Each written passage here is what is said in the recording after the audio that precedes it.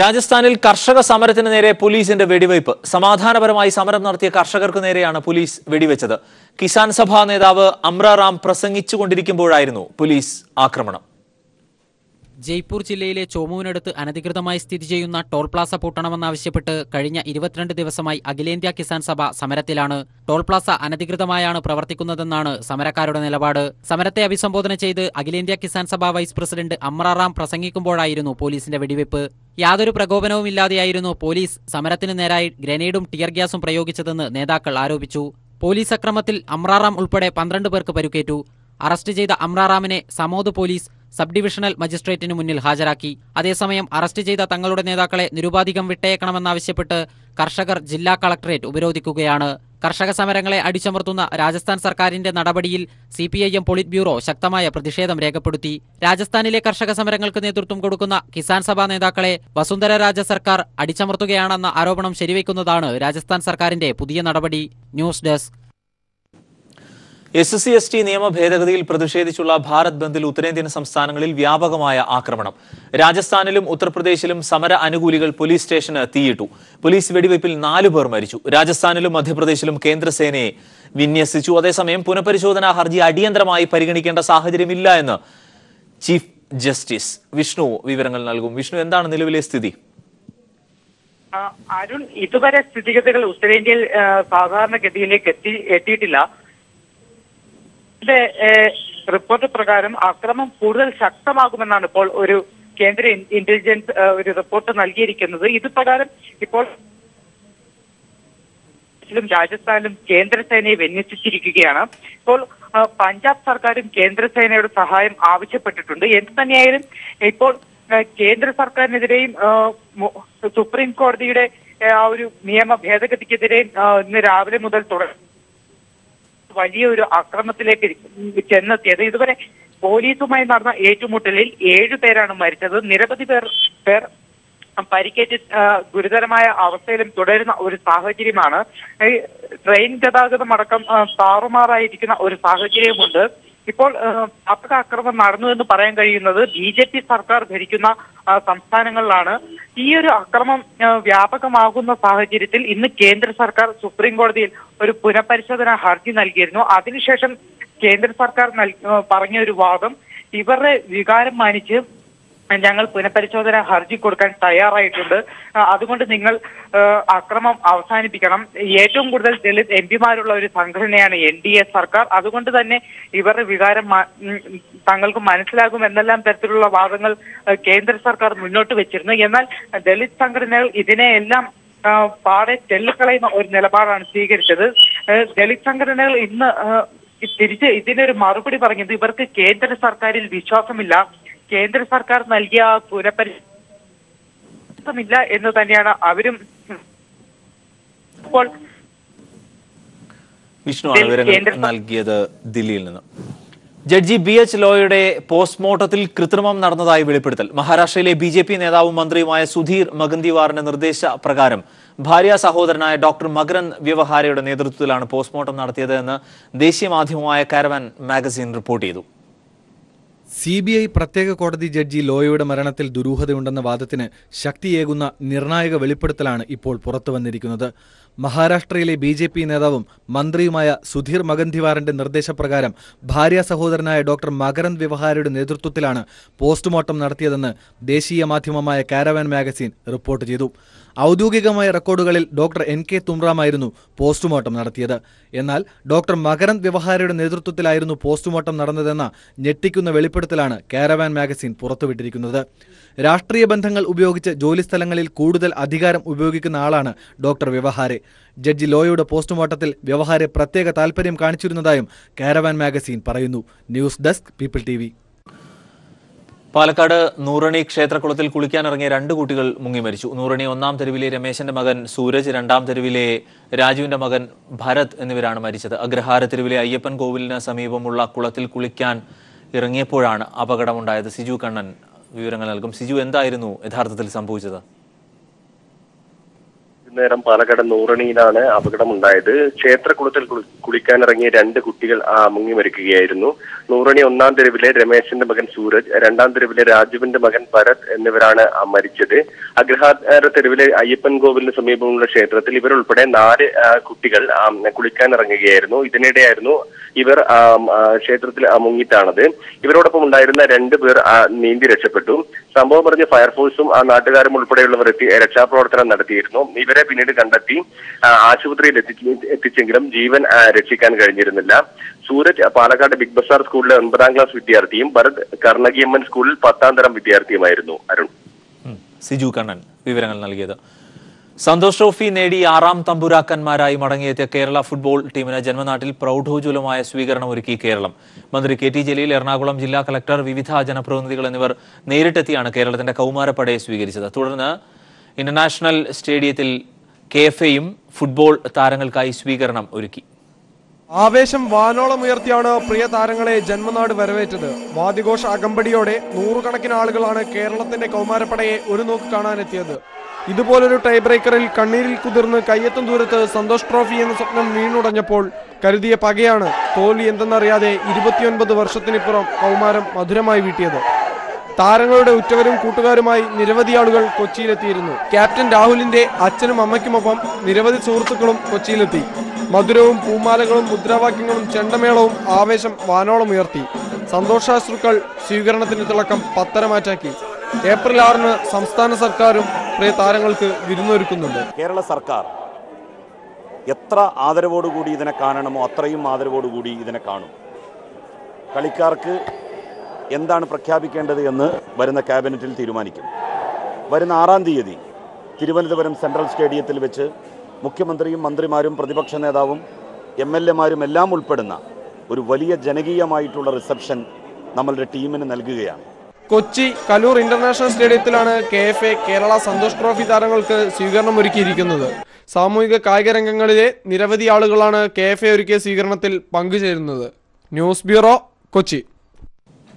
കേന്ദ്ര സർക്കാരിന്റെ തൊഴിലാളി ദ്രോഹ നയത്തിനെതിരെ വിവിധ തൊഴിലാളി സംഘടനകൾ സംയുക്തമായി ആഹ്വാനം ചെയ്ത പൊതുപണിമുടക്ക് കേരളത്തിൽ പൂർണ്ണമാണ്. സ്ഥിരം തൊഴിൽ ഇല്ലാതാക്കാനുള്ള കേന്ദ്ര സർക്കാർ നയത്തിനെതിരായ പ്രക്ഷോഭത്തിൽ വിവിധ മേഖലകളിലെ തൊഴിലാളികൾ ഒന്നാകെ അണിചേർന്നതോടെ തൊഴിലിടങ്ങൾ നിശ്ചലമായി. തന്നിഷ്ടം പോലെ തൊഴിലാളികളെ പിരിച്ചുവിടാൻ തൊഴിലുടമയ്ക്ക് അനുവാദം നൽകുന്ന നിയമ ഭേദഗതിക്കെതിരെയാണ് കേരളം ഒരേ മനസ്സോടെ 24 മണിക്കൂർ നീളുന്ന പണിമുടക്കിൽ അണിചേർന്നത്. കേന്ദ്ര സർക്കാരിന്റെ തൊഴിൽ വിരുദ്ധ തൊഴിലാളി ദ്രോഹ നയത്തിനെതിരെ CITU, AITUC, INTUC, STU, UTUC തുടങ്ങിയ 10-ലധികം ദേശീയ സംസ്ഥാന തൊഴിലാളി സംഘടനകളാണ് 24 മണിക്കൂർ പണിമുടക്ക് നടത്തുന്നത്.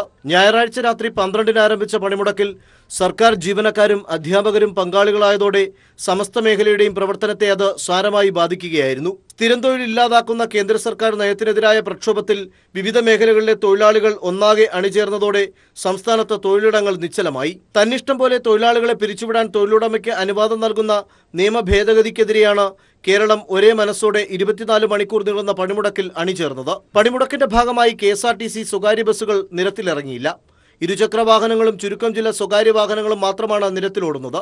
മലബാർ മേഖലയിലെ ജില്ലകളിൽ പണിമുടക്ക് പൂർണ്ണമാണ്. കടകമ്പോളങ്ങൾ ഇവിടങ്ങളിലും അടഞ്ഞുകിടന്നു. ഓട്ടോ ടാക്സി മേഖല നിശ്ചലമാണ്. മധ്യ കേരളത്തിലും തെക്കൻ ജില്ലകളിലും പൊതുയാത്രാ വാഹനങ്ങളൊന്നും തന്നെ ഓടിയില്ല. വ്യാപാരികളും പണിമുടക്കിൽ കടകളടച്ച് പങ്കെടുക്കുകയാണ്. തിരുവനന്തപുരത്ത് റെയിൽവേ സ്റ്റേഷനിലെത്തിയ യാത്രക്കാർക്കും RCC മെഡിക്കൽ കോളേജ് എന്നിവിടങ്ങളിലേക്കുള്ള രോഗികൾക്കും പോലീസ് വാഹനങ്ങളും ചില സ്വകാര്യ വാഹനങ്ങളും തുണയായി. പണിമുടക്കിന്റെ ഭാഗമായി തൊഴിലാളി യൂണിയനുകൾ സംയുക്തമായി രാജ്ഭവനിലേക്ക് മാർച്ചും ധർണയും സംഘടിപ്പിച്ചു. INTUC, AITUC തുടങ്ങിയ സംഘടനകളുടെ നേതാക്കളും പങ്കാളികളായ മാർച്ച് CPM സംസ്ഥാന സെക്രട്ടേറിയറ്റ് അംഗം ആനത്തലവട്ടം ആനന്ദൻ ഉദ്ഘാടനം ചെയ്തു.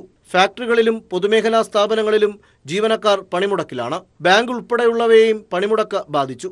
പണിമുടക്കിൽ നിന്ന് വിട്ടുനിൽക്കുന്നുവെന്ന് BMS പ്രഖ്യാപിച്ചെങ്കിലും തൊഴിൽ ചെയ്യാൻ യൂണിയനിലെ ഒരു തൊഴിലാളികൾ പോലും എത്തിയിരുന്നില്ല. വിവിധ ബ്യൂറോകൾക്കൊപ്പം Sunil Arumanoor, news bureau, Thiruvananthapuram. Radio jockey രാജേഷിനെ കൊലപ്പെടുത്താനല്ല, മറിച്ച് കൈകാലുകൾ മുറിച്ചുമാറ്റാനാണ് കൊട്ടേഷൻ സംഘത്തിന് നിർദ്ദേശം ലഭിച്ചത് എന്ന് പോലീസ്. രാജേഷിന്റെ സുഹൃത്തായ ഖത്തറിലെ മലയാളി യുവതിയുടെ ഭർത്താവാണ് കൊട്ടേഷൻ നൽകിയതെന്നും അന്വേഷണ സംഘം വ്യക്തമാക്കി. നർത്തകിയായ യുവതിയുടെ ഭർത്താവിനെയും പ്രതി ചേർത്തതായും കേസിലെ 2 പ്രതികളുടെ ഒളിവ് കേന്ദ്രത്തെക്കുറിച്ച് വ്യക്തമായ സൂചന ലഭിച്ചിട്ടുണ്ടെന്നും ഉടൻ അവരെ പിടികൂടുമെന്നും പോലീസ് പറയുന്നു. ഇതിനിടെ മുഖ്യ സൂത്രധാരൻ അലി ഭായ് ഖത്തറിലേക്ക് കടന്നതായി പോലീസിന് സൂചന ലഭിച്ചു. റേഡിയോ ജോക്കി രാജേഷിനെ കൊലപ്പെടുത്താനല്ല, മറിച്ച് ഒരു കൈയും 2 കാലുകളും വെട്ടിയെടുക്കാനാണ് കൊട്ടേഷൻ സംഘത്തിന് നിർദ്ദേശം ലഭിച്ചതെന്ന വസ്തുതയാണ് പോലീസ് വ്യക്തമാക്കുന്നത്. കായംകുളം സ്വദേശിയായ കൊട്ടേഷൻ സംഘത്തലവനും നിരവധി ക്രിമിനൽ കേസുകളിലെ പ്രതിയുമായ വ്യക്തി തന്റെ സഹായിയുമൊത്ത് രാജേഷിന്റെ മടവൂരിലുള്ള സ്റ്റുഡിയോയിൽ കൊലപാതകം നടക്കുന്നതിന് 2 ദിവസം മുൻപ് എത്തിയിരുന്നു. രാജേഷിനെ നേരിൽ കണ്ട് മുഖം കൂടുതൽ പരിചിതമാക്കാനായിട്ടാണ് ഇങ്ങനെ കൂടിക്കാഴ്ച നടത്തിയത്. രാജേഷിനോട് ഒരു ഡോക്യുമെന്ററി നിർമ്മാണത്തിൽ സഹായിക്കണമെന്നും പ്രതികൾ അന്ന് ആവശ്യപ്പെട്ടിരുന്നു. അതേസമയം താൻ നാട്ടിലുണ്ടാവില്ല, ചെന്നൈയിൽ ജോലിക്ക് പോവുകയാണെന്നും പിന്നീട് ഒരിക്കൽ സഹകരിക്കാമെന്നും കൊട്ടേഷൻ സംഘത്തോട് രാജേഷ് അറിയിച്ചു.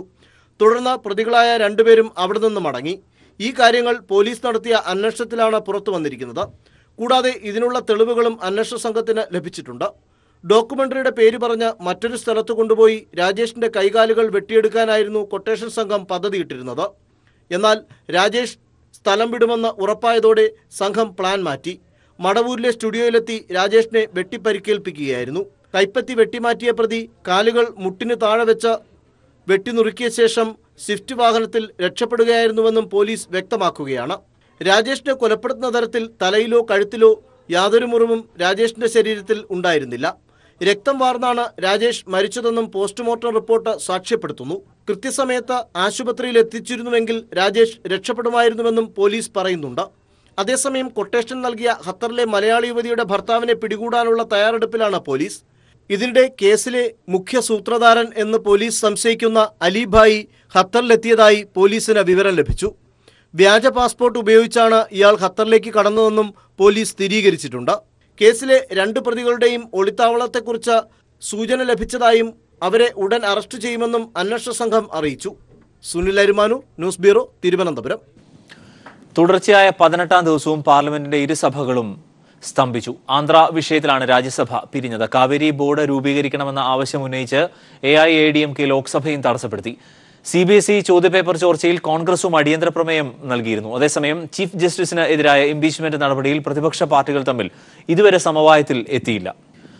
കാവേരി മാനേജ്മെന്റ് ബോർഡ് രൂപീകരണം വൈകിപ്പിക്കുന്ന കേന്ദ്ര സർക്കാർ നടപടിക്കെതിരെ തമിഴ്നാട് സർക്കാർ നൽകിയിട്ടുള്ള ഹർജി സുപ്രീം കോടതി തിങ്കളാഴ്ച പരിഗണിക്കും. ഉദ്യോഗസ്ഥർക്ക് എതിരെ നടപടിയെടുക്കണം എന്നാണ് തമിഴ്നാട് ഹർജിയിൽ ആവശ്യപ്പെട്ടിരിക്കുന്നത്. എന്നാൽ കേന്ദ്ര സർക്കാരിന്റെ അവഗണനയിൽ പ്രതിഷേധിച്ച് AIADMK രാജ്യസഭാ MP SR മുത്തുകറുപ്പൻ രാജ്യസഭാംഗത്വം രാജിവെച്ചു. തമിഴ്നാട്ടിലെ MPമാർ രാജിവെക്കണമെന്ന് SR മുത്തുകറുപ്പൻ രാജിവെച്ചതിനു ശേഷം ആവശ്യപ്പെട്ടു. പ്രതിപക്ഷ കക്ഷികൾ ഈ മാസം 5-ന് തമിഴ്നാട്ടിൽ ട്രെയിനുകളടക്കം തടഞ്ഞുകൊണ്ട് ഹർത്താൽ നടത്തുമെന്ന് ആഹ്വാനം ചെയ്തിട്ടുണ്ട്. CBSE ചോദ്യപേപ്പർ ചോർച്ചയിൽ മനുഷ്യാവകാശ കമ്മീഷന്റെ ഇടപെടൽ. മാനവ വിഭവ ശേഷി മന്ത്രാലയത്തിനും CBSE ചെയർപേഴ്സണും ദില്ലി പോലീസ് കമ്മീഷണർക്കും നോട്ടീസ് നൽകി. അതേസമയം ജുഡീഷ്യൽ അന്വേഷണം ആവശ്യപ്പെട്ടുള്ള ഹർജികളിലും ഇവർക്ക് ദില്ലി ഹൈക്കോടതിയും നോട്ടീസ് നൽകിയിട്ടുണ്ട്. ഉന്നതതല അന്വേഷണം ആവശ്യപ്പെട്ടുള്ള ഹർജി ബുധനാഴ്ച സുപ്രീം കോടതി പരിഗണിക്കും. പരീക്ഷ നടത്തരുത് എന്നാവശ്യപ്പെട്ടുള്ള ഹർജിയും മലയാളി വിദ്യാർത്ഥികൾ നൽകിയിട്ടുള്ള ഹർജികളും അന്ന് തന്നെ സുപ്രീം കോടതി പരിഗണിക്കും. പാലക്കാട് പട്ടാമ്പിയിൽ നടക്കുന്ന കുടുംബശ്രീ സരസ് മേളയിൽ എത്തി പ്രശ്നമുണ്ടാക്കി VT ബൽറാം MLA. ഔദ്യോഗികമായി പരിപാടി ക്ഷണിച്ചില്ല എന്ന് പറഞ്ഞായിരുന്നു MLAയുടെ രോഷപ്രകടനം. എന്നാൽ MLA ക്ഷണിച്ചിരുന്നു എന്നതിന് തെളിവുമായി മുഹമ്മദ് മുഹസിൻ MLA രംഗത്തെത്തിയതോടെ VT ബൽറാമും കോൺഗ്രസുകാരും സ്ഥലം വിട്ടു. കുടുംബശ്രീ സരസ് മേളയിൽ കുടുംബാംഗങ്ങൾക്കും കോൺഗ്രസ് പ്രവർത്തകർക്കുമൊപ്പമാണ് VT ബൽറാം MLA എത്തിയത്. വേദിക്ക് മുന്നിൽ മാധ്യമപ്രവർത്തകരെ കണ്ടപ്പോൾ തന്നെ പരിപാടിയിലേക്ക് ക്ഷണിച്ചിട്ടില്ലെന്ന് VT ബൽറാം MLA ആരോപണം ഉന്നയിക്കുകയായിരുന്നു.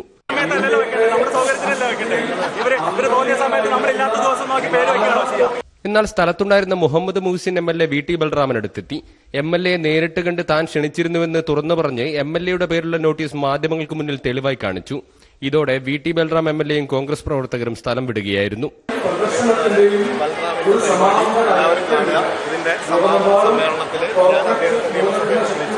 VT ബൽറാം എന്ന് പറയുന്നത് മീഡിയ മാനിക്കാണ്. അദ്ദേഹത്തെ സംബന്ധിച്ചിടത്തോളം ഇവിടെ വന്ന് ഈ സീൻ ഉണ്ടാക്കിയിട്ട് വാർത്തയുണ്ടാക്കി പോകുന്നതിനപ്പുറം മാന്യമായിട്ട് ജനാധിപത്യവാദിയായിരുന്നെങ്കിൽ ഒരൊറ്റ വാക്ക് എന്നോട് പറഞ്ഞാൽ അദ്ദേഹത്തെ ഏത് ദിവസമാണെങ്കിലും പരിപാടിക്ക് ക്ഷണിക്കുമല്ലോ. ദിവസങ്ങളായി വളരെ മികച്ച രീതിയിൽ നടക്കുന്ന മേളയിൽ മനഃപൂർവ്വം പ്രശ്നമുണ്ടാക്കാനാണ് VT ബൽറാം എത്തിയതെന്ന് ആരോപണമുയർന്നിട്ടുണ്ട്. News bureau, Palakkad. ഓട്ടിസത്തെ പ്രതിഭ കൊണ്ട് തോൽപ്പിച്ച് 8 വയസ്സുകാരൻ നയൻ. 2 പുസ്തകങ്ങളാണ് നയൻ തന്റെ ആശയങ്ങളിലൂടെ യാഥാർത്ഥ്യമാക്കിയത്. ടു ഫൈൻഡ് യൂണിവേഴ്സ് എന്ന 2ാമത്തെ പുസ്തകം ഗവർണർ ജസ്റ്റിസ് P സദാശിവം പ്രകാശനം ചെയ്തു. ഓട്ടിസത്തിന്റെ പരിമിതികളെ അതിജീവിച്ച അത്ഭുത ബാലനാണ് നയൻ. ഔപചാരിക വിദ്യാഭ്യാസമോ വായനയോ ഇന്റർനെറ്റ് ഉപയോഗമോ ഒന്നുമില്ലാതെ നയൻ രചിച്ചത് 2 പുസ്തകങ്ങളാണ്. കൈകൊണ്ട് എഴുതാനാകാത്തതിനാൽ ലാപ്ടോപ്പിലാണ് രചന. നയന്റെ ആഗ്രഹമനുസരിച്ച് 2ാമത്തെ പുസ്തകം ഗവർണർ ജസ്റ്റിസ് പി സദാശിവം പ്രകാശനം ചെയ്തു. ഓട്ടിസം ബോധവൽക്കരണ ദിനത്തിൽ നയന് ആശംസകളും ഗവർണർ നേർന്നു. Who have set a model for parents of children with difficulties.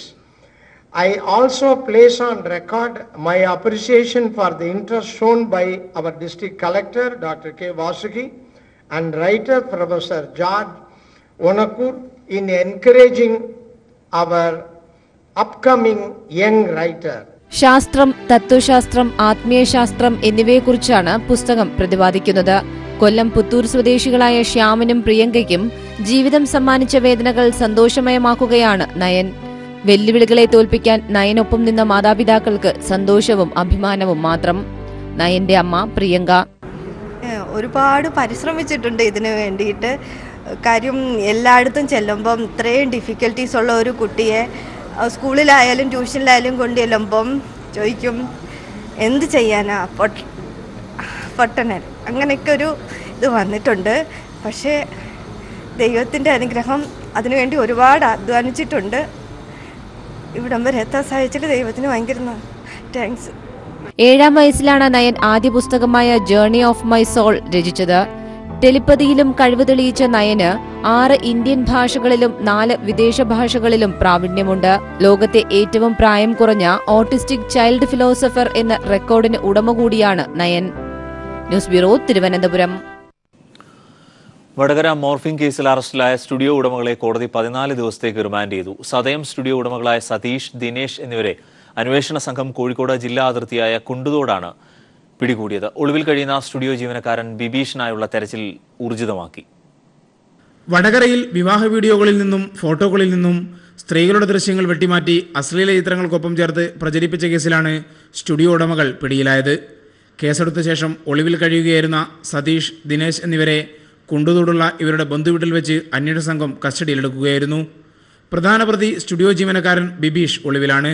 ബിബീഷിന്റെ വഴിവിട്ട പ്രവൃത്തികൾക്ക് ഇവർ കൂട്ടുനിന്നതായി തെളിഞ്ഞിട്ടുണ്ട്. ബിബീഷിനായുള്ള തെരച്ചിൽ ഊർജിതമാക്കിയതായി വടകര റൂറൽ SP പുഷ്കരൻ അറിയിച്ചു. കഴിഞ്ഞ ദിവസങ്ങളിലായി ഇടുക്കിയിലും തിരുവനന്തപുരത്തും വയനാടും അവർ സഞ്ചരിച്ച് 1ാം പ്രതിക്ക് വേണ്ടി നമ്മൾ വല വീശിയിട്ടുണ്ട്. 2 ദിവസങ്ങളിൽ കിട്ടുമെന്നാണ് നമുക്ക് പ്രതീക്ഷ. ഹാർഡ് ഡെസ്കിന് ഇപ്പോഴൊക്കെ പരിശോധിച്ചിട്ട് കാണുന്നത് ഇനി വേറെ അവരൊരു 1-2 വീട്ടിലുണ്ട്. അതുപോലെ തന്നെ വേറെ എവിടെയെങ്കിലും ഉണ്ടോന്ന് വെച്ചാൽ അവനോട് കിട്ടിയാൽ കൂടുതൽ എവിടെയെങ്കിലും മാറ്റി വെച്ചിട്ടുണ്ടെന്ന് നമുക്ക് അറിയാൻ പറ്റും. പ്രതികൾക്കായി ലുക്കൌട്ട് നോട്ടീസ് പുറപ്പെടുവിക്കാനുള്ള നീക്കത്തിലായിരുന്നു അന്വേഷണ സംഘം. 6 പേരുടെ ഫോട്ടോകൾ മോർഫ് ചെയ്തെന്ന് പോലീസ് പ്രാഥമികമായി കണ്ടെത്തിയിട്ടുണ്ട്. പിടിയിലായവരെ ചോദ്യം ചെയ്താൽ കൂടുതൽ വിവരങ്ങൾ പുറത്തുവരും. ഇതിനായി ഇവരെ കസ്റ്റഡിയിൽ വാങ്ങും.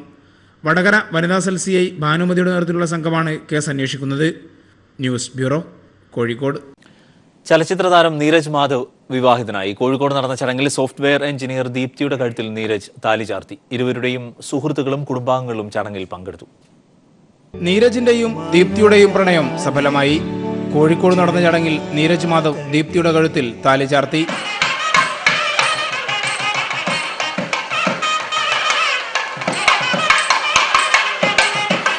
നടനും സംവിധായകനുമായ വിജയ് ബാബു, സുരേഷ് കൃഷ്ണ, കോഴിക്കോട് നാരായണൻ നായർ തുടങ്ങി ചലച്ചിത്ര രംഗത്തെ നിരവധി പേർ ചടങ്ങിന് സാക്ഷികളായി.